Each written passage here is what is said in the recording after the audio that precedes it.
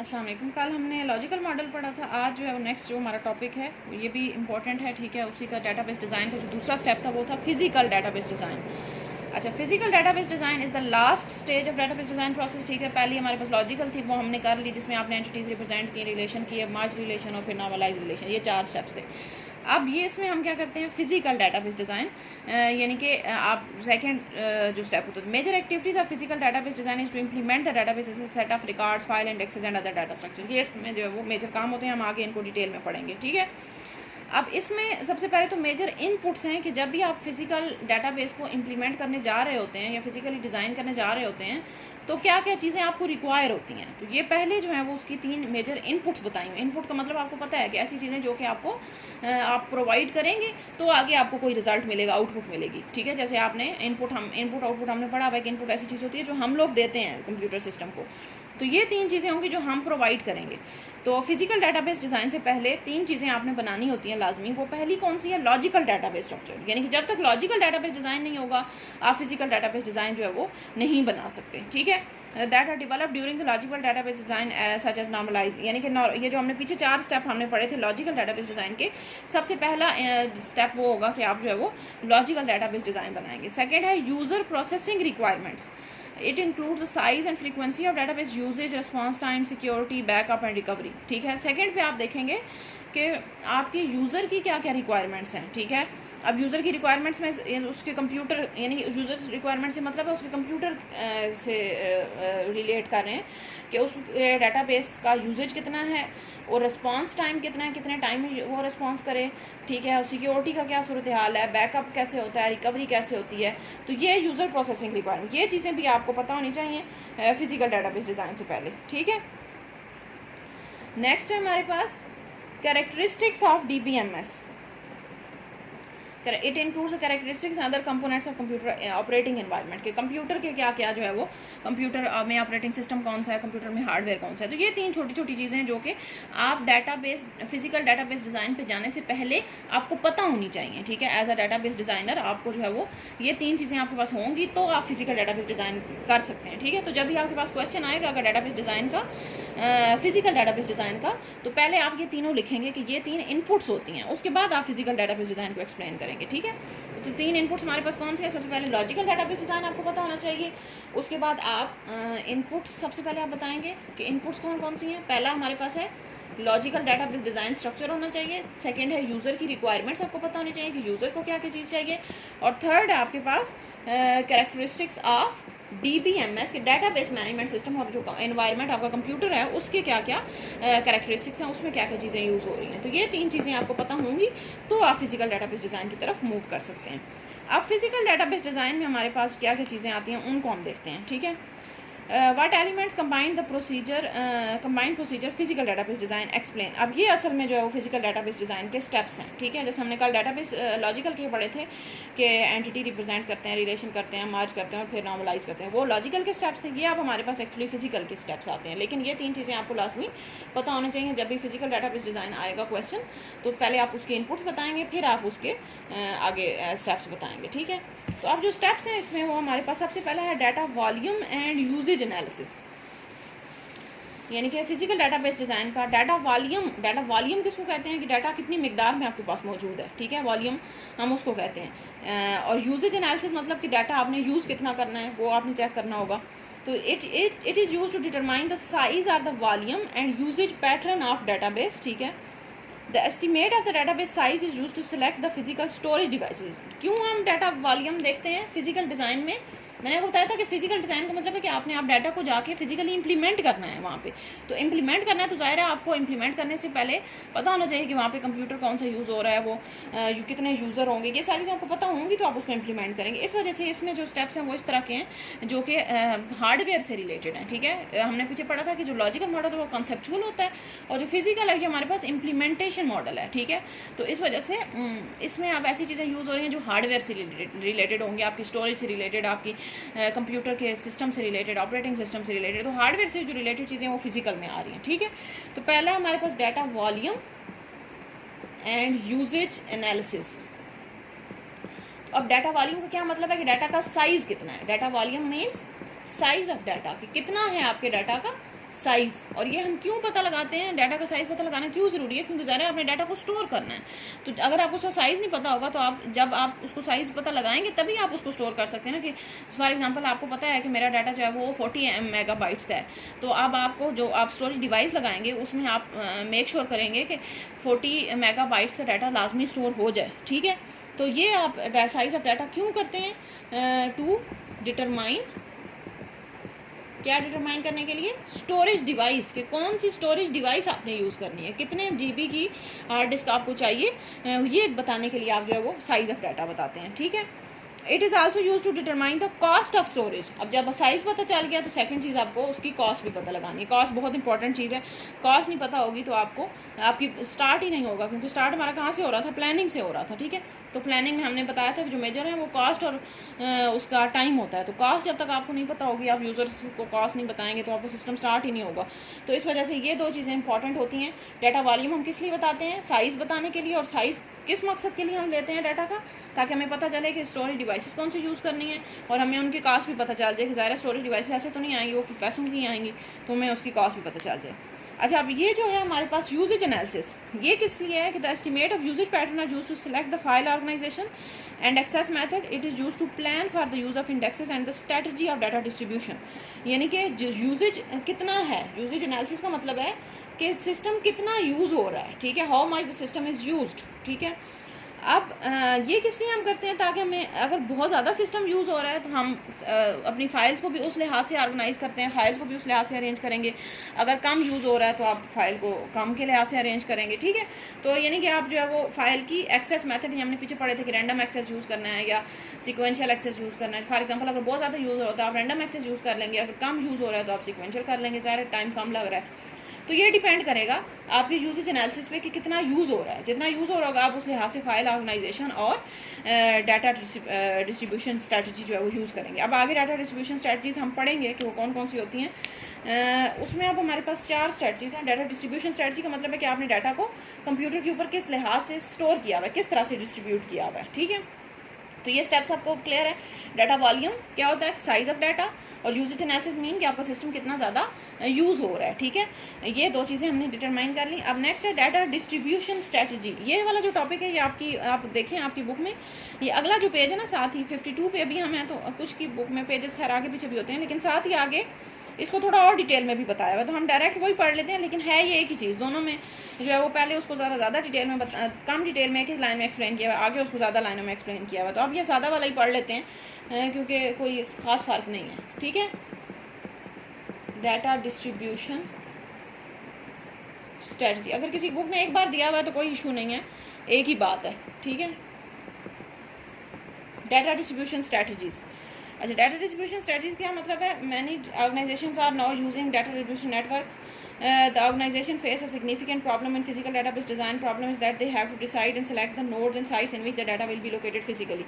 कि आपने डाटा को कहाँ कहाँ पे स्टोर करना है, ठीक है, यानी किस किस कंप्यूटर पे, किस हार्ड डिस्क पे कैसे कैसे स्टोर करना है, उसको डाटा डिस्ट्रीब्यूशन कहेंगे कि डिस्ट्रीब्यूट कैसे किया हुआ आपने डाटा को। तो अब 4 उसकी स्ट्रैटेजीज हैं, यानी कि 4 तरीके हैं जिनके थ्रू आप कर सकते हैं डाटा को डिस्ट्रीब्यूट। अब इनमें से कोई एक आप सेलेक्ट करते हैं अपने डाटाबेस के लिहाज से, ठीक है। ये नहीं कि चारों यूज़ करेंगे, आप इनमें से कोई एक सिलेक्ट करते हैं, ठीक है। जब आप डाटाबेस को फिजिकल डाटाबेस डिज़ाइन कर रहे होते हैं तो इन चारों में से कोई एक आप सिलेक्ट करते हैं। तो 4 कौन कौन से हैं। पहले हमारे पास सेंट्रलाइज्ड। सेंट्रलाइज्ड क्या होता है, data is stored at a single site. ये भी बड़े इंपॉर्टेंट चीज़ें, ये भी शॉर्ट क्वेश्चन में आती होती हैं कि डाटा डिस्ट्रीब्यूशन स्ट्रैटेजीज कौन कौन सी हैं। तो पहली हमारे पास स्ट्रैटेजी है centralised. In this strategy all the data is located at a single site. Site मतलब एक ही कंप्यूटर आप कर लें। All data is stored at one place। ये आप इसको कहते हैं कि सारा डाटा जो है वो आपका एक ही जगह के ऊपर स्टोर होता है, ठीक है। It is simple and easy to conduct. ज़ाहिर है जब एक ही जगह पे स्टोर है तो आसान है ना स्टोर करना, आपको कहीं अलग अलग जगह पे जाने की ज़रूरत नहीं पड़ रही, आपने जस्ट एक ही कंप्यूटर के ऊपर डाटा सारा स्टोर कर दिया, ठीक है। अच्छा, अब इसके 3 डिसएडवांटेजेस हैं। आसान तो है ये, ठीक है, ईजी है, लेकिन इसके हमारे पास इजी होता है, लेकिन इसके हमारे पास डिसएडवांटेजेस भी हैं। हर जितनी भी टेक्निक्स हैं सबके अपने अपने एडवांटेजेस और डिसएडवांटेज। जैसे हमने पीछे पढ़ी थी ना, आपने इम्प्लीमेंटेशन की, आपने 4 टाइप्स पढ़ी थी SDLC में। वो पायलट कन्वर्जन होती है, फेज्ड कन्वर्जन होती है, डायरेक्ट होती है, ठीक है। तो हर किसी के अपने अपने एडवांटेज और डिसएडवांटेज थे। तो इसमें भी यही है, चारों जो टेक्निक्स हैं डाटा डिस्ट्रीब्यूशन की, चारों के अपने अपने फ़ायदे और नुकसान हैं। तो फ़ायदा तो ये हो गया सेंट्रलाइज्ड का। सेंट्रलाइज होती क्या है, जिसमें आपने एक ही जगह पे स्टोर किया। फ़ायदा क्या हुआ इसका कि हमारे पास ईजी है, ठीक है। इसका डिसएडवांटेज क्या है कि data stored at remote sites is not accessible readily, कि आपका डाटा अगर किसी दूर की जगह पे स्टोर है तो आपको आसानी से नहीं मिलेगा, ठीक है। क्योंकि वो ज़रा एक ही जगह पे आपने स्टोर किया हुआ है, तो किसी दूसरी जगह से आपने एक्सेस करना है, दूसरी सिटी से करना है या दूसरी कंट्री से करना है, तो आपको उसी कंप्यूटर को एक्सेस करना पड़ेगा, तो वो आपके लिए मुश्किल होगा, ठीक है। तो ये एक तो इसका नुकसान हो गया। दूसरा है डाटा कम्युनिकेशन कॉस्ट में भी वेरी आई। अब ज़ाहिर है जब दूसरे मुल्क से आप उसको एक्सेस करेंगे तो कम्युनिकेशन आपकी कॉस्ट तो खर्च आएगी ना, बीच में नेटवर्क आपको लगाना पड़ेगा, एक कंप्यूटर को एक कंट्री से दूसरी कंट्री कनेक्ट करना पड़ेगा, तो वो आपकी कम्युनिकेशन कॉस्ट आ जाएगी। और थर्ड है data system fails totally when the central system fails, कि अगर ये सेंट्रल सिस्टम जिसके ऊपर आपने स्टोर किया हुआ डाटा, अगर ये जगह या ये कंप्यूटर ख़राब हो जाता है तो आपका पूरा कंप्यूटर जो सिस्टम जो है वो कोलैप्स कर जाएगा, पूरा सिस्टम आपका डाउन हो जाएगा, ठीक है। तो ये इसका सबसे मेजर डिसएडवांटेज तो यही है कि अगर जो सेंट्रलाइज सिस्टम डाउन हो गया, ख़राब हो गया, तो आपका पूरा सिस्टम जो है वो ख़राब हो जाएगा, ठीक है। तो ये सेंट्रलाइज सिस्टम हमारे पास आ गया। सेकेंड है हमारे पास पार्टीशन। ये तो सेंट्रलाइज्ड हो गई अप्रोच। सेकेंड है पार्टीशन। पार्टीशन क्या होती है, data is divided into partitions और फ्रेगमेंट।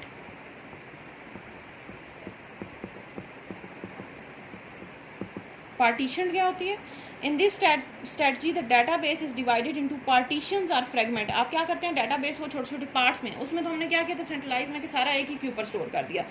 इसमें आप क्या करेंगे, डाटा को छोटे पार्ट्स में डिवाइड कर लिया। Each partition is assign to a particular site. जैसे फॉर एग्जांपल मेरे पास 4 कंप्यूटर्स हैं, तो मैंने क्या किया, डाटा को अपने 4 जो है वो उसमें पार्ट्स में डिवाइड कर लिया। एक पार्ट इस पे स्टोर कर दिया, दूसरा इस पे कर दिया, तीसरा इस पे, चौथा इस पे, ठीक है। The major advantage is that data is moved closer to the local user. Data becomes more easily accessible. अब इसका एडवांटेज क्या होगा कि आपको आसानी से जो है, आप फॉर एग्जांपल जो यूज़र 1 के करीब होगा, अब ज़रूरी नहीं है कि आपने एक ही जगह पे सारे रखे हुए चारों कंप्यूटर। आपने फॉर एग्जांपल एक कंप्यूटर मैंने लाहौर में रख दिया, कराची में है, फॉर एग्जांपल कोयटा में है।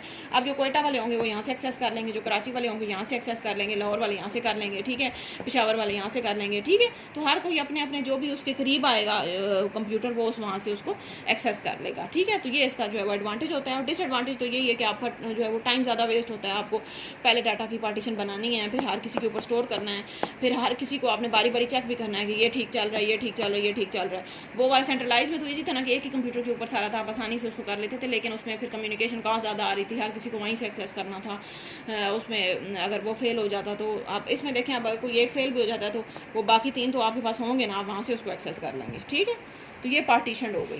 थर्ड है हमारे पास रेप्लिकेटेड। तीनों सारी जो है ये आपने माइंड में रखना है कि कोई भी परफेक्ट नहीं है, चारों में 3 में हमारे पास जो है वो कोई ना कोई एडवांटेज डिसएडवांटेज जो है वो मौजूद है। रेप्लिकेटेड क्या होती है, full copy of database is assigned to more than one site in the network. आप क्या करते हैं, फॉर एग्जांपल मेरे पास वही 4 कंप्यूटर्स हैं। पहले तो हमने क्या किया था कि 4 कंप्यूटर के ऊपर डाटा के 4 पार्ट्स बनाए थे, और एक कंप्यूटर के ऊपर एक पार्ट स्टोर कर दिया, दूसरे के ऊपर दूसरा कर दिया, तीसरे के ऊपर तीसरा कर दिया, चौथे के ऊपर चौथा। यहाँ पे हम फॉर एग्जांपल मैंने जो है वो 3 फॉर एग्जांपल मेरे पास जगह है, मैंने क्या किया, पूरा का पूरा डाटा, कंप्लीट डाटा मैंने इसके ऊपर भी स्टोर कर दिया, इसके ऊपर भी मैंने कंप्लीट डाटा स्टोर कर दिया, इसके ऊपर भी मैंने, यानी कि हर साइट के ऊपर, हर प्लेस के ऊपर आपने पूरा डाटा स्टोर कर दिया। पार्ट्स बनाने के बजाय आपने पूरा डाटा जो है वो स्टोर कर दिया, तो ये रेप्लिकेटेड हो जाएगा, ठीक है। इसमें आपके पास क्या है कि एक्सेस ज़्यादा आसान है। अब पूरा डाटा हमारे पास यहाँ पे वाले यूज़र्स के पास मौजूद है, यहाँ वाले यूज़र्स के पास भी है, यहाँ वाले यूज़र्स के पास भी है, ठीक है। लेकिन इसमें प्रॉब्लम क्या है, it creates update problem, each database change must be ready. अब इसमें अपडेशन का प्रॉब्लम, अपडेशन का क्या मतलब है कि अगर फॉर एग्जांपल कोई चेंज आता है अगर डाटाबेस में, तो आपको तीनों के ऊपर बारी बारी अलग अलग चेंज करना पड़ेगा, क्योंकि तीनों के ऊपर स्टोर है ना डाटा। तो बजाय इसके कि आप किसी सेंट्रलाइज में तो ये था कि एक जगह पे था, आपने वहीं पे चेंज कर दिया, वो हो गया। पार्टीशन में आपको पता है कि किस पार्ट में चेंज आया, आप उस पार्ट में सिर्फ जाके चेंज कर देंगे। लेकिन अब यहाँ पे तो हर कंप्यूटर के ऊपर स्टोर है डाटा, 3 जगहों पे स्टोर है, तो आपको तीनों के ऊपर जाके चेंज करना पड़ेगा। तो इसमें ये एक मसला आ जाता है, ठीक है। ये हमारे पास रेप्लिकेटेड हो गई कि आप जो है वो पूरा डाटा डिफरेंट जगहों पे स्टोर कर देते हैं। चौथी है हमारे पास हाइब्रिड। हाइब्रिड होती है database is divided into critical and non critical segments. इसमें आप डाटाबेस के 2 पार्ट्स बना देते हैं। हाइब्रिड में दो पार्ट्स बनाते हैं डाटाबेस के। एक हमारे पास होता है क्रिटिकल, क्रिटिकल का मतलब है कि ऐसी चीज़ें जो बहुत इंपॉर्टेंट हैं उसको हम क्रिटिकल कहेंगे, और दूसरा पार्ट बनाते हैं हम डाटाबेस का नॉन क्रिटिकल। क्रिटिकल में आप क्या करते हैं, the critical fragments are stored multiple sites, और नॉन क्रिटिकल को सिर्फ एक। अब जैसे नॉन क्रिटिकल है, इसको अब मैंने किसी एक जगह पे सिर्फ स्टोर कर दिया, वन प्लेस पे, क्योंकि इतना इंपॉर्टेंट नहीं है ना। और जो क्रिटिकल होगा बहुत इंपॉर्टेंट चीज़ें हैं उनको मैंने जो है वो मल्टीपल साइट्स, फॉर एग्जांपल अब मैं हाइब्रिड का मतलब होता है जो दो तीन चीज़ों को मिला के, फॉर एग्जांपल ये मैं इसके ऊपर सेंट्रलाइज जो नॉन क्रिटिकल पार्ट्स हैं वो मैं सिर्फ सेंट्रलाइज्ड स्टोर कर लूँगी, यानी कि एक ही जगह पे स्टोर कर लूँगी, और ये फॉर एग्जांपल मैं रेप्लिकेटेड स्टोर कर लिया। तो ये मेरी मर्जी है कि मैं अब इनको अपनी मर्जी से कर सकती हूँ, ठीक है। तो मेरे पास मुझे पता है कि ये बहुत इंपॉर्टेंट, ये ज़्यादा यूज़ हो रहे हैं, इनको मैं ज़्यादा जगहों पर स्टोर करवा दूँगी, और जो नॉन क्रिटिकल है वो आप किसी एक ही जगह पर सिर्फ स्टोर करवाएं, क्योंकि इन्हें ज़्यादा यूज़ नहीं हो रही, ठीक है। तो सब कौन सी हमने डाटा डिस्ट्रीब्यूशन स्ट्रेटजीज पढ़ी है? सबसे पहले सेंट्रलाइज थी, जिसमें एक ही जगह पे स्टोर होता है। फिर पार्टीशन है, जिसमें आप डाटा के पार्ट्स बना लिए और हर पार्ट को डिफरेंट जगह पे स्टोर कर दिया। थर्ड हमारे पास रेप्लिकेटेड आती है, जिसमें आपने पूरा डाटा दो तीन डिफरेंट जगह पे स्टोर कर दिया। और फोर्थ है हमारे पास हाइब्रिड, जिसमें आपने डाटा को दो पार्ट्स में डिवाइड करते हैं, क्रिटिकल और नॉन क्रिटिकल। क्रिटिकल को जो है वो आप मल्टीपल जगहों पर स्टोर करवाते हैं, और नॉन क्रिटिकल को एक ही जगह पे स्टोर करवाते हैं, ठीक है। अच्छा, नेक्स्ट हमारे पास है फाइल ऑर्गेनाइजेशन, जो थर्ड स्टेप आता है फिजिकल डाटाबेस डिजाइन का। ये तो सेकंड था, पहला हमने पढ़ा था data volume and usage analysis, second था डाटा डिस्ट्रीब्यूशन स्ट्रेटजीज, थर्ड है हमारे पास file organisation.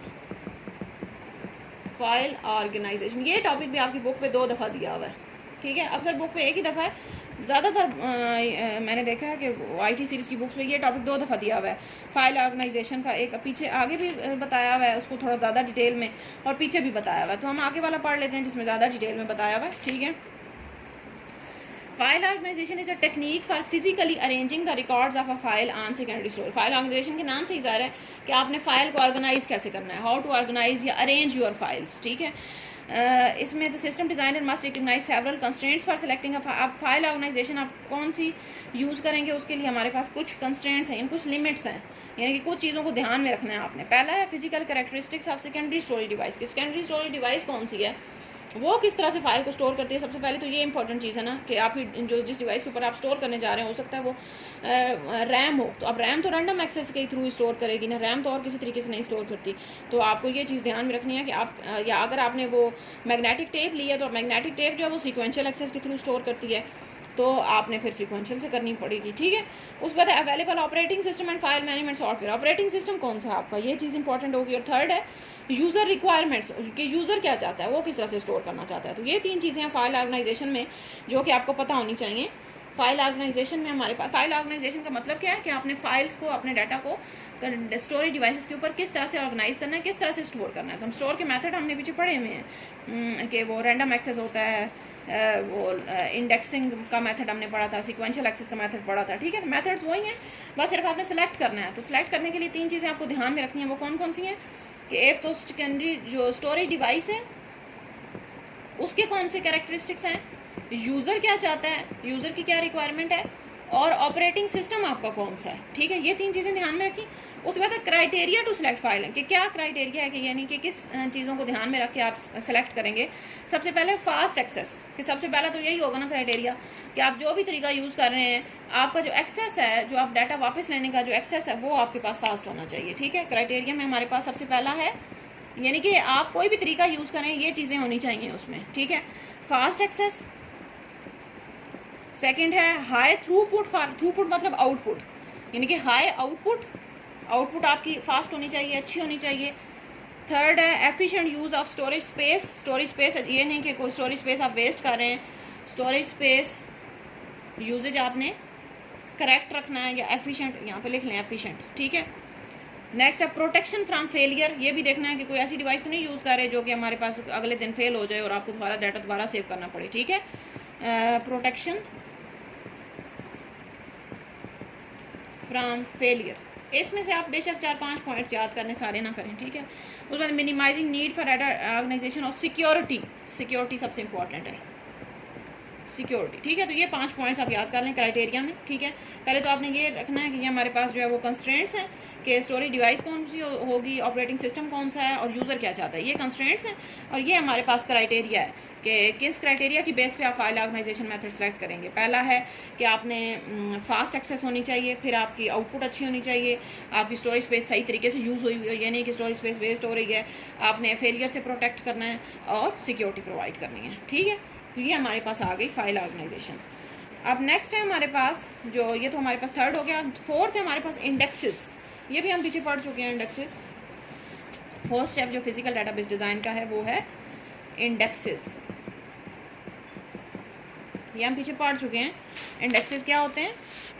N index is a table that is use to determine the location of row in a table. ये 2-3 दफ़ा हम इंडेक्सेस पढ़ चुके हैं, वही चीज़ है। Indexes are use to speed up the storing sorting and searching process. The performance database is improve with these indexes may be created on primary key, secondary key and foreign key. Indexes क्या होते हैं?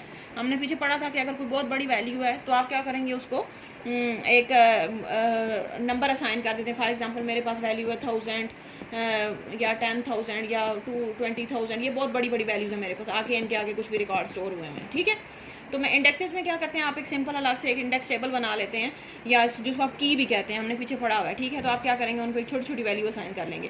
तो इससे आपका जो searching का या sorting का प्रोसेस, सॉर्टिंग मतलब तरतीब देना, तो तरतीब भी आसानी से दे सकते हैं ना। जब 1 2 3 4 5 लिखा हुआ है तो आप आसानी से तरतीब भी दे सकते हैं और सर्च भी आसानी से, छोटा नंबर जो होगा उसको सर्च करने में टाइम कम लगेगा, तो सर्च भी आसानी से कर सकते हैं। तो सर्चिंग और सॉर्टिंग का जो प्रोसेस होता है वो इंडेक्सेस के थ्रू आसान हो जाता है। ठीक है, और परफॉर्मेंस भी आपकी डाटाबेस की इंप्रूव हो जाती है। लेकिन इसका हमने एक डिसएडवांटेज भी पीछे पढ़ा था कि आपकी स्पेस थोड़ी एक्स्ट्रा वेस्ट होती है, कि बजाय इसके क्या पूरा टेबल स्टोर करते हैं, आपको साथ ही इंडेक्सेस भी स्टोर करने पड़ते हैं। तो ये भी आप इसमें लिख सकते हैं कि इसमें स्पेस भी थोड़ी ज़्यादा वेस्ट होती है। और नंबर 5 है हमारे पास इंटेग्रिटी कॉन्स्टेंट्स। ये भी हम पीछे पढ़ चुके हैं। इंटेग्रिटी कॉन्स्टेंट्स 3-4 बार हमने पढ़े हैं। क्या होते हैं कि correctness and consistency of data. Integrity constants हमने काफ़ी दफ़ा पीछे पढ़ी हुई हैं, ये दोनों चीज़ें, इस वजह से मैंने इनको ज़्यादा डिटेल में नहीं किया, इंडेक्सेस और इंटेग्रिटी कॉन्स्टेंट्स को। इंटेग्रिटी कॉन्स्टेंट्स एक दफ़ा देख लेते हैं क्या होते हैं। It is another form of database protection. Integrity is related to the quality of data, यानी कि आप डाटाबेस के ऊपर, यही जो हमने पीछे पढ़ा था कि आप चेक करते हैं कि आपका डाटाबेस जो है वो करेक्ट है और आपका डाटाबेस कंसिस्टेंट है। और इसके लिए आप क्या करते हैं, आप डाटाबेस के ऊपर, इंटेग्रिटी का मतलब था सेट ऑफ रूल्स बनाते हैं। आप डाटाबेस के ऊपर कुछ रूल्स लगा देते हैं ताकि आपको पता चल जाए कि आपका डाटा करेक्ट है। या जैसे फॉर एग्जांपल हमने किया था कि नेम के लिए मैंने रूल्स बना दिए कि 25 से ज़्यादा नहीं होगा, अल्फ़ाबेट्स होंगे, सिर्फ फर्स्ट नेम आएगा और लास्ट नेम आएगा। ठीक है, इस तरह फॉर एग्जांपल रोल नंबर का मैंने कर दिया कि मैंने सिर्फ 3 डिजिट्स होंगे, उसके बाद उसमें सिर्फ न्यूमेरिक वैल्यूज़ आएंगी, 100 से ऊपर नहीं हो सकते। यानी कि आप वो जो भी डिपेंड करता है कि आप कौन से रूल बनाते हैं।